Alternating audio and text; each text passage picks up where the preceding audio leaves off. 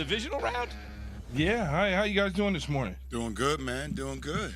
Well, you and Max, y'all look like y'all going somewhere. Well, Max I got a lot Max of things is looking to do today. I got very East Hampton right now.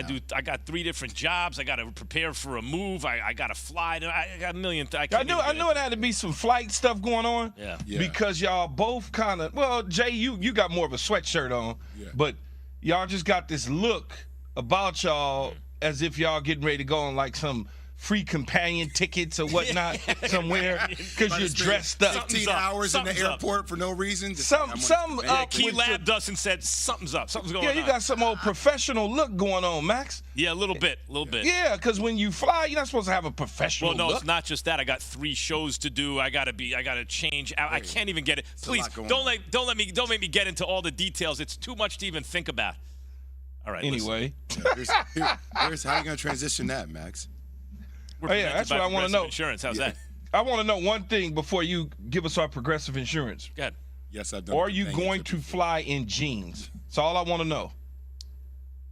No, I will not fly in jeans. However, I also won't fly in sweats. I will fly. What do you fly in? What do you fly comfortable khakis. You might as well put jeans on, man. I will tell you. Jeans. Why I will tell you why. Because where I'm going is warm this weekend, like hot actually, and I need to be comfortable when I get off the plane. Who prioritizes? Khakis is not going to keep you comfortable. Not like more so than pants. sweats. Like cotton you pants. said khakis. Oh no. Okay, cotton pants. Like Well, that's different. Yeah, but the khaki Khakis, colors. I feel like you're like Coach Harborough. You know, you're going to the game like Coach. No, they're lighter weight cotton. Come pants. on, man. You get your thin James Pierce sweats and you good. Thin, Max. You know what? Then I get a little cold on the plane sometimes. You know what I mean? Never mind, man. Progressive Insurance. Oh, wait, I forgot to talk to you about this, Key. So last week I had to call UVA at Florida State.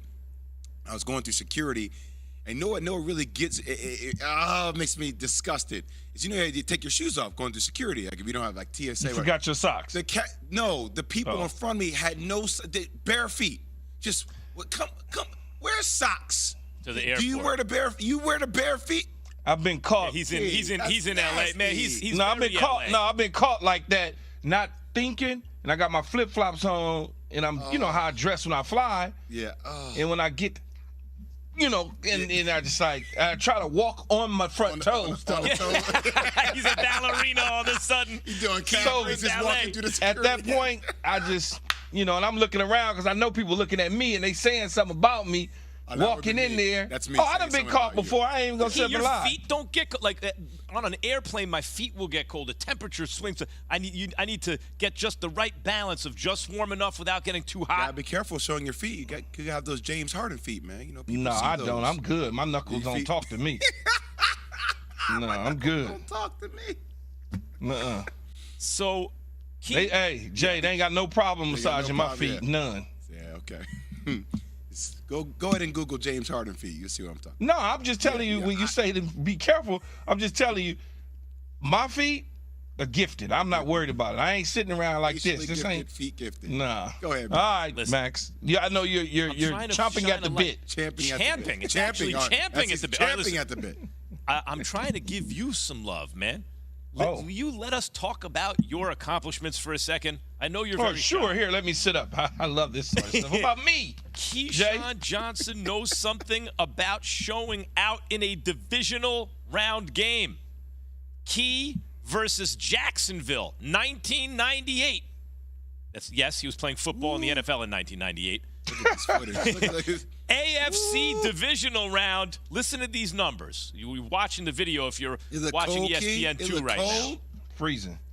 9 receptions for $121, a receiving touchdown, a rushing touchdown, but wait, a fumble recovery and an interception. Woo! Not bad. I remember that game. I remember coming out, right at the edge of the tunnel. I'm standing there, and Bill, and his voice walks up to me. He goes, son, these are the games that people remember. Don't you forget it. And you go out there and you have a good time. And he slaps me and taps me in the face in that Bill look, because you certainly want to put your best foot forward in the playoffs. We always talk about this in basketball, Jay. Regular season is great. There's no question about it. Ooh, get in there. Regular season is great, no question about it. But when you come into the postseason in sports, man, that's what it's all about. Because I can tell you now, when you win this divisional round game and you one game closer to the Super Bowl like we were in 98, we go up to Denver and we lose that game, I was sick for probably 6 months. Sick as a dog. It was just like the worst feeling, depression, because you never know if you ever gonna get back to a championship, let alone a Super Bowl, but to a championship game ever again.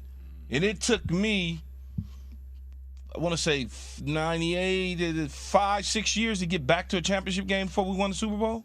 But whatever the outcome of the game, I thought of you as a clutch performer, Key, because when the lights shone brightest, for a big personality and a guy that you want to see, okay, now what do you do when the lights shine brightly? You balled. I don't know how you. I don't know about that, Max. With What's you, I don't know. I think it would have been interesting to see, like, if Key were playing now, if Key hadn't won a championship. Oh no, I thought of him how as a you clutch would have player. viewed Key until he won a championship. No, but I thought of him. First of all, he wasn't the quarterback. I know what you mean, but I thought of him as a clutch player. But Josh Allen is a quarterback.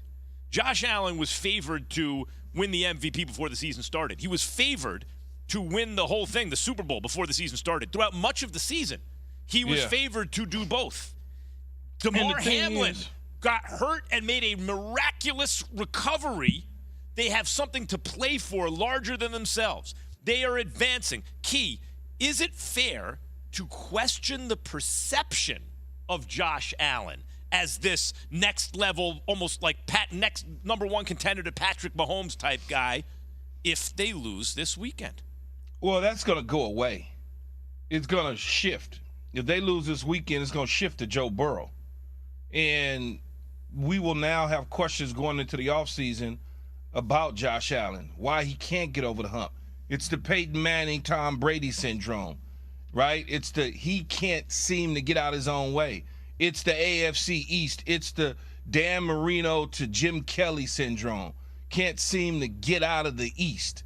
That's what you're going to be looking at. And it is fair to question the perception of Josh Allen if he loses this weekend, just like we do everybody else. And Jay, you are right in a sense. When you're the number one overall pick, no matter what position you play, if you're not doing something that somebody thinks you should be doing, you're supposed to be the savior of a franchise.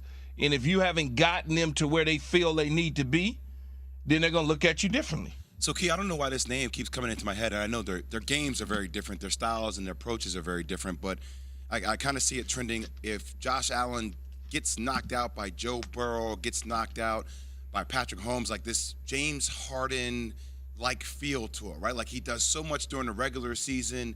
An absolute beast, puts up incredible numbers, but when it gets to the playoffs and you feel like you need it, he can't get you over the hump. And I feel like that narrative around Josh Allen starts to become a really big thing. It already kind of became a thing last year, but the rule got changed now because of the way it went down with him and Patrick Mahomes, and now it starts to become a bigger thing, especially if Joe Burrow with this offensive line that is decimated finds a way to beat Josh Allen. Let me give you another Bills. analogy. I think I get that. I feel the same thing. I think of it more like Elway. Elway, although he got to the Super Bowl, right? Elway was going to the Super Bowl like we was eating Tic Tacs, no question. man. He got them to the Super Bowl, but he wasn't able to get over the hump till he really wasn't Elway anymore at the end of his career, and they got him a running back. Then he won back-to-back, right? But people forget the perception of Elway back then was, yeah, he's great. He's the chosen one. He's got all this talent. That's, oh, my God. That's fair and true. But couldn't now Josh Allen, I can't say it's Elway. going, though, Max. What's that? But he was going. Yeah, that's why I'm saying. That's but what the I'm saying. analogy is this. He's like Elway light in his career. You can't call him Elway because Elway was winning playoff games, getting to the championship, and then losing. But it's like Elway light. When you look at the guy with the most stuff, you go, oh, my God, Josh Allen, the biggest arm. Everyone wants him to win. Everyone wanted Elway to win back then. But it was Joe Montana winning all the Super Bowls, right? It would feel not that because Joe Burrow hadn't won a Super Bowl either. But in this analogy, Burrow is like Montana, and Josh Allen's like Elway. The more talented kind of guy. So what is that Patrick Mahomes? He's a whole different thing. Mahomes is just like, he's on his own. Mahomes has done it all. He's done it all. He's Marino meets Brady or so. Like he wins. Marino didn't win nothing, though. Exactly, yo. No, right. He's Marino in terms of he's just better than everyone. Is there any cushion Meets Joe Montana. He also wins more than anyone. Is there any cushion for Josh Allen considering what happened with DeMar Hamlin? Like, I know as an athlete, there's something we call no excuses. And obviously there's a lot of, positivity in their direction. But considering what happened, Key, with DeMar, like, do you think, like, if it doesn't go well, like, well, because everything you went through this year and it's going to blunt the criticism, actually. Well, I talked about that on the show all week long, is that there's a different type of pressure. It's just not the DeMar Hamlin situation. It's the shooting. It's the snowstorms, losing of the lives in the snow. It's everything's aligned. This is a team of destiny right now. It feels. You don't have to go to Kansas City if you play Kansas City in the AFC Championship game. You'll be playing them in Atlanta, indoors. Like it's just a different feel. So certainly if he was to lose this football game, there would be some criticism, maybe not as harsh, depending on how bad it was that he, played. But people would come in the offseason and start to say, well, what is this? Here we go. Y'all selling us this again, and he's only good for 13 games a season. What would a win mean for Josh Allen and for Joe Burrow and for all the quarterbacks playing in the divisional round? Keyshawn, J. Will and Max, ESPN Radio. Keyshawn, J. Will.